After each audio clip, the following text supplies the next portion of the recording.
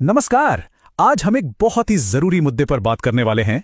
एक ऐसा मुद्दा जो हम सबकी जिंदगी से जुड़ा है। पुलिस के साथ बातचीत करते समय हमारे कानूनी अधिकार क्या हैं?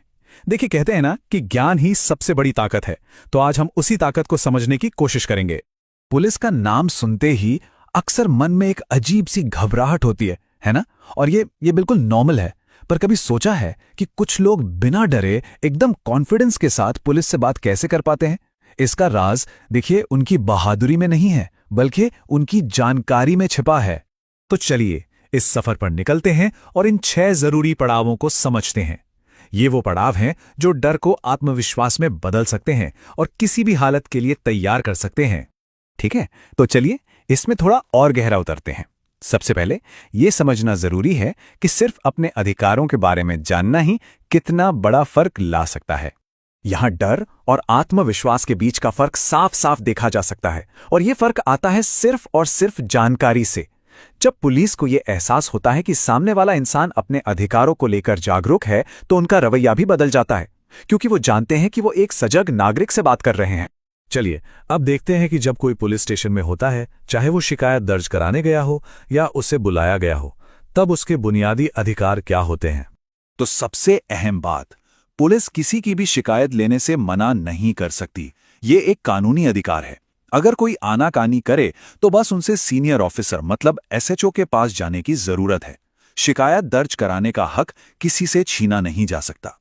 और देखिए, कानून यहां बिल्कुल साफ है। सीआरपीसी का सेक्शन 50 ये जानने का अधिकार देता है कि मुझे यहां क्यों बुलाया गया है या मेरे खिलाफ क्या आरोप हैं, और पुलिस को इसका जवाब देना ही होगा।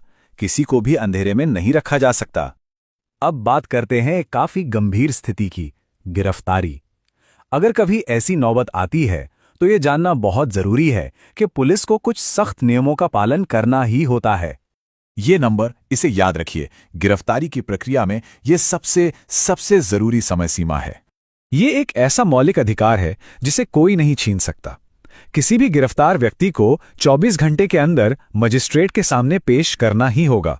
अगर ऐसा नहीं होता है तो ये पूरी तरह से गैर कानूनी है, और जब भी पेशी हो तो मजिस्ट्रेट को यह बात जरूर बतानी चाहिए। एक और बात जाननी जरूरी है कि पुलिस हर किसी को हथकड़ी नहीं लगा सकती। हथकड़ी सिर्फ गंभीर अपराधों के मामलों में या फिर कोर्ट की खास इजाजत से ही लगाई जा सकती है, वरना सिर्फ हाथ पकड़कर ले जाया जा सकता है।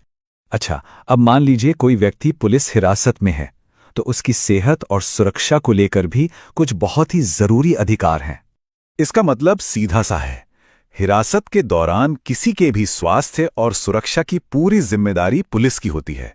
इसमें सही समय पर खाना देना भी शामिल है। अगर ऐसा नहीं होता है तो ये उनके कर्तव्य का उल्लंघन है और इसकी शिकायत की जा सकती है।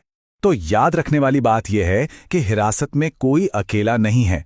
परिवार या दोस्त को खबर देने का अधिकार है, मेडिकल जांच का अधिकार है, और अपने वकील से बात करने का भी पूरा अधिकार है।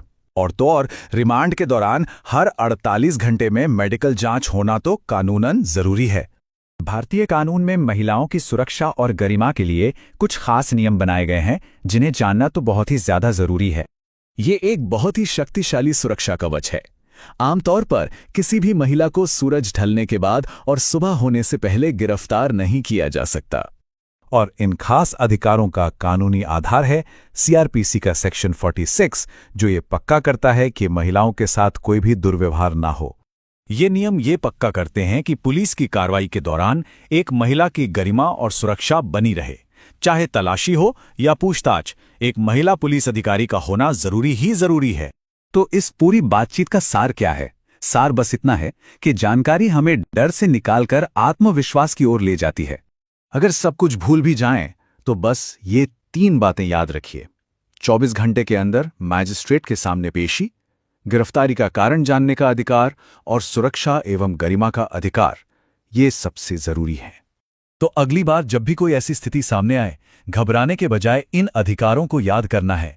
ये ज्ञान सिर्फ जानकारी नहीं है, ये एक सुरक्षा कवच है। अब जरा सोचिए, ये समझ किसी को भी, हमें और हमारे अपनों को कितना मजबूत और सशक्त बना सकती है।